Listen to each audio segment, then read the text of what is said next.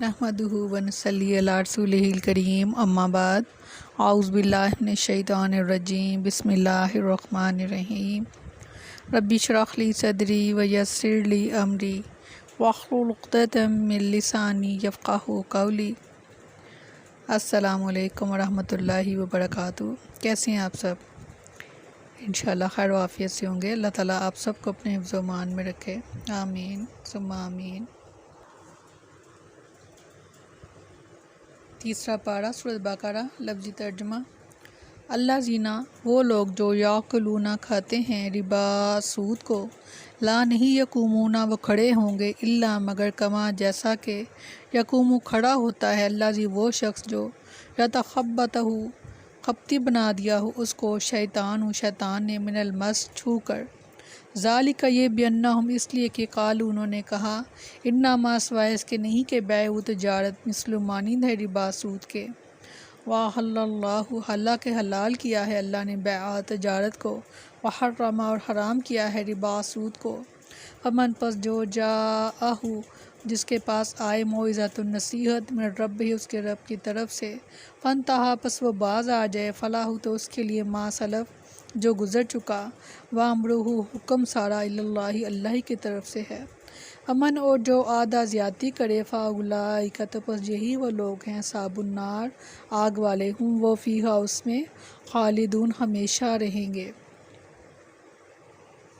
फरमाया वो लोग जो सूद खाते हैं खड़े नहीं होंगे मगर जैसे वो शख्स खड़ा होता है जिसे शैतान ने छू कर खपती बना दिया हो। ये इसलिए कि उन्होंने कहा कि बै तो सूद ही की तरह है, हालांकि अल्लाह ने बै को हलाल किया और सूद को हराम किया। फिर जिसके पास इसके रब की तरफ से कोई नसीहत आए बस वह बाज आ जाए, तो जो पहले हो चुका वो इसी का है और इसका मामला अल्लाह के सुपुर्द है। और जो दोबारा ऐसा करे तो वही आग वाले हैं और वो इसमें हमेशा रहने वाले हैं। अस्तगफिरुल्लाह।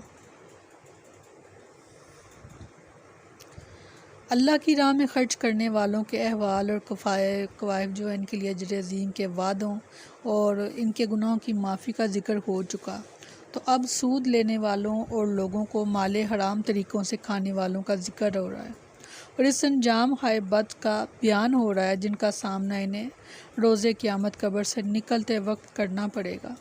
जिस तरह वो लोग दुनिया में माले हराम के हसूल में पागल बन गए थे, बरज़ख में और रोज़े क़यामत अपनी कब्रों से इस तरह उठेंगे जैसे इन्हें शैतान के छूने की वजह से जुनून और मिर्गी लाहक हो गई हो।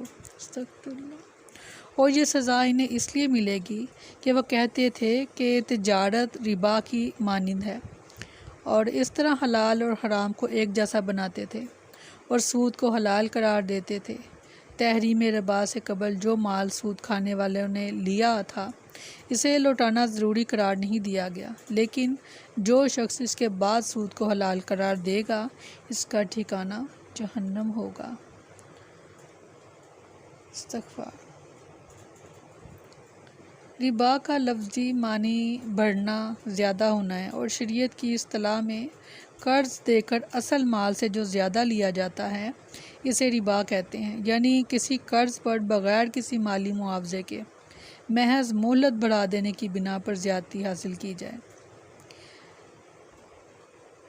मौजूदा बैंकिंग का निज़ाम भी वाज़िया सूद पर मबनी है। सेविंग अकाउंट और PLS तो वाज़िया सूद हैं। करंट अकाउंट में अगरचे सूद नहीं दिया जाता मगर बैंक वो रकम आगे सूद ही पर चलाता है। आजकल इस्लामी बैंकिंग का बहुत शोर है मगर उलमा ने इसे सूदी हीला पर मबनी करार दिया है।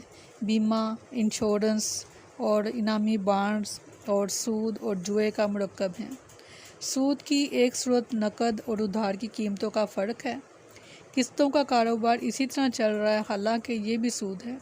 मसलन एक शख्स कहे कि मैं तुम्हें 1000 रुपये उधार कर्ज देता हूँ मगर मैं तुमसे 1100 रुपये लूँगा, तो इसके सूद होने में क्या शुबा है। इसी तरह एक चीज़ जिसकी कीमत सब जानते हैं कि 1000 है, बेचने वाले और लेने वाले को भी इल्म है, फिर वह उसे किस्तों पर 1100 रुपये में देता है, तो ये क्यों सूद नहीं।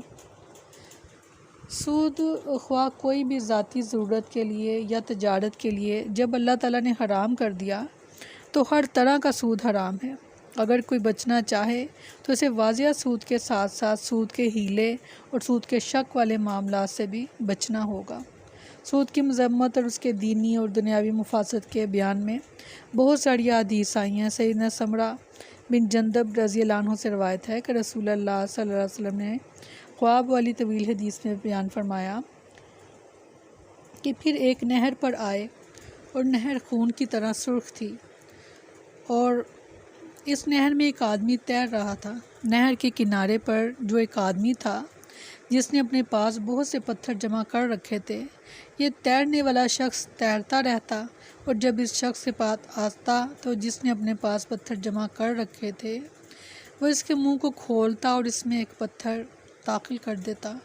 پھر اس کی تعبیر میں آپ صلی اللہ علیہ وسلم نے بتایا اس سے مراد سود کھانے والا ہے۔ استغفار۔ سیدنا ابو جحیفہ رضی اللہ عنہ بیان کرتے ہیں کہ رسول اللہ صلی اللہ علیہ وسلم نے گودنے والی اور گدوانے والی، جیسے آج کل ٹیٹو بنوائے جاتے ہیں، اور سود کھانے والے اور سود دینے والے اور مصور پر لعنت فرمائی ہے۔ سیدنا جابر بن عبداللہ رضی اللہ عنہ بیان کرتے ہیں کہ رسول اللہ صلی اللہ علیہ وسلم نے فتح مکہ کے دن فرمایا تھا، بے شک زمانہ جاہلیت کا سود میرے دونوں پاؤں کے نیچے پامال ہے، اور میں سب سے پہلے اپنے چچا عباس کا سود معاف کرتا ہوں۔ سیدنا عبداللہ بن عباس رضی اللہ عنہ نے فرمایا، سب سے آخر میں نازل ہونے والی آیت ربا ہے۔ سیدنا ابو ہریرہ رضی اللہ عنہ بیان کرتے ہیں کہ رسول اللہ صلی اللہ علیہ وسلم نے فرمایا، سود کے 70 درجے ہیں، سود کے 70 درجے ہیں، ان میں سب سے کم درجے کا گناہ استغفار اس قدر ہے جیسے کوئی اپنی ماں سے نکاح کرے۔ سب سے کم درجہ ہے کہ کوئی اپنی ماں کے ساتھ نکاح کے، اور اس کے علاوہ 69 درجے اور بھی ہیں، تو آپ اندازہ لگا سکتے ہیں کہ یہ کس قدر بڑا گناہ ہے۔ اللہ تعالیٰ ہم سب کی حفاظت فرمائے اور اس حرام کام سے بچنے کی توفیق دے۔ سیدنا ابو ہریرہ رضی اللہ عنہ بیان کرتے ہیں کہ رسول اللہ صلی اللہ علیہ وسلم نے فرمایا، 7 ہلاک کر دینے والے گناہوں سے بچو۔ صحابہ رضی اللہ عنہم نے پوچھا، اے اللہ کے رسول، وہ کون سے گناہ ہیں؟ آپ نے فرمایا، اللہ کے ساتھ شرک کرنا، جادو کرنا، اللہ نے جس جان کو قتل کرنا حرام قرار دیا ہے اس کو ناحق قتل کرنا، سود کھانا، یتیم کا مال کھانا، جنگ کے دن پیٹھ پھیرنا، اور پاک دامن اور غافل عورتوں پر تہمت لگانا۔